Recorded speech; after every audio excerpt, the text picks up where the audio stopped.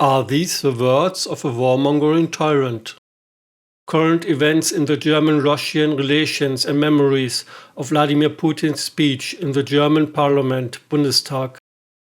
Germany has been at war with Russia since 1941, when the German Wehrmacht invaded what was then the Soviet Union on June 22, 1941.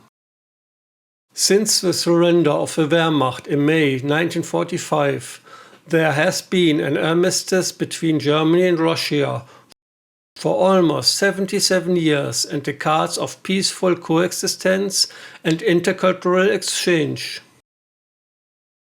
On March 2, 2022, however, this 77 years ceasefire was broken when German politicians actively supplied weapons to a war party, the Ukraine, fighting against Russia.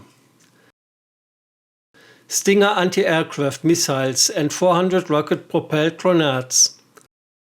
The next thing to come is missiles to Kiev, and German state television is publicly advertising 3,000 new jobs in the arms industry at Rheinmetall Company. In addition, death threats against the Russian president are already being made openly in German news. Der darf diesen Krieg nicht gewinnen. Er muss untergehen. Und wenn er nicht sozusagen lebend ausgeschaltet wird, dann muss eben einer im Moskauer Machtsystem eine Pistole nehmen und der Sache ein Ende bereiten.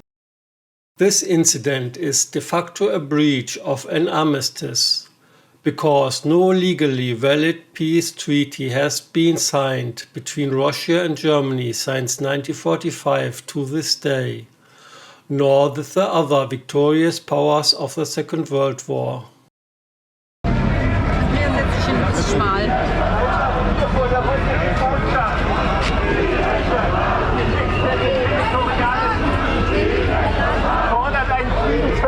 Mit uns. Alle hier bleiben.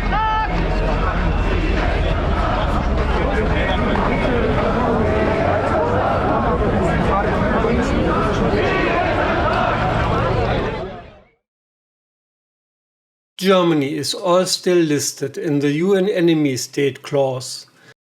And until today, true denazification in politics and business has not yet taken place. Here you can see, for example, a list of hundreds of politicians who were active in the National Socialist German Workers' Party, NSDAP, until 1945, but who continued to hold high political offices in West or East Germany after 1945. Die Bundesrepublik als Rechtsnachfolgerin des Dritten Reiches dürfe nicht von Einzelpersonen verklagt werden.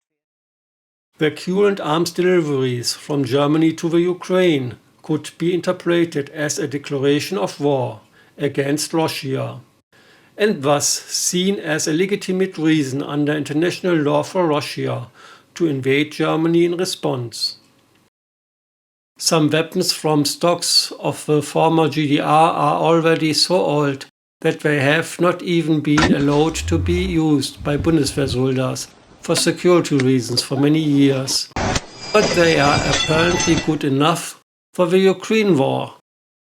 The supplies endanger both Russians who could be shot at, Ukrainians themselves who could be injured or killed using the outdated weapons, and endanger peace in Germany and Europe. This makes the wretchedness obvious. There are no real winner in this trade. The current events are therefore more reminiscent of arson and at least in part of cost-effective hazardous waste disposal. It is also completely unclear who the exact recipient of the military technology is, since weapons in Ukraine are currently being handed out in large numbers to civilians and unknown militant groups with unknown motives, without precise documentation. In addition, foreign mercenaries have already arrived in Ukraine. Since the borders in Europe are largely open, completely different objects could be become to target of attacks. e.g. with bazookas. Incidentally, I'll also consider that the German politicians in Berlin are deliberately factoring in this danger in order to further destroy the German people with another Sieg of Germany.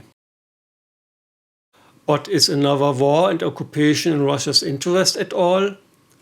Let's listen to a few quotes from Vladimir Putin's 30-minute speech in the German parliament, Bundestag, in 2001. Incidentally, the Russian president gave his speech in perfect German and received great applause from the Bundestag deputies of all parties. Peacefulness, friendliness, humility, willingness to cooperate, free from narcissism, and farsightedness are the character traits I can gather from his words. Unsererseits existiert die Berliner Mauer nicht mehr. Sie ist vernichtet.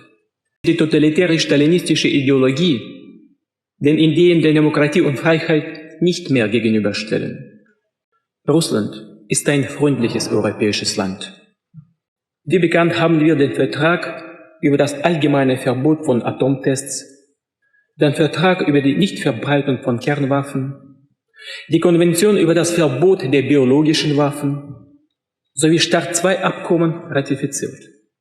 Leider folgten nicht alle NATO-Länder unserem Beispiel. Menschen in der ganzen Welt fragen sich, wie es dazu kommen konnte und wer daran schuldig ist.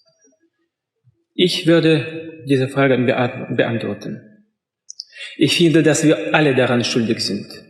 Vor allem wir, die Politiker, denen einfache Bürger unseren Staaten ihre Sicherheit anvertraut haben.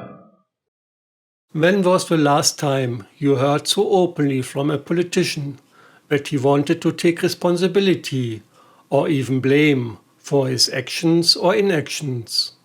Most of them flee from their own responsibility. The most recent example. Could it be, for example, that the Ukraine war was instigated as a pretext and as a distraction at the very moment when it became more and more public knowledge that the and its were mainly based on lies, corruption and even high treason? From one day to the next, the almost completely disappeared from the media and was replaced by a new scary topic, namely the Ukraine war. But let's continue to listen to Vladimir Putin's speech. Wir sprechen von einer Partnerschaft.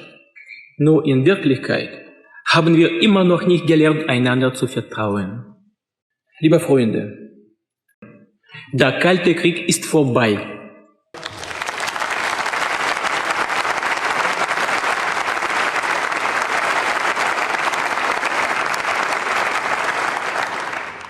Russisch-deutsche Beziehungen sind ebenso alt wie unsere Länder. Die ersten Germanen erschienen in Russland zu Ende des 1. Jahrhunderts. Wie ein guter westlicher Nachbar verkörperte Deutschland oft für Russen Europa. Europäische Kultur, technisches Denkvermögen und kaufmännisches Geschick. Nicht zufällig wurden früher alle Europäer in Russland Deutsche genannt. Aber früher waren wir viel öfter Verbündete. Ich bedanke mich.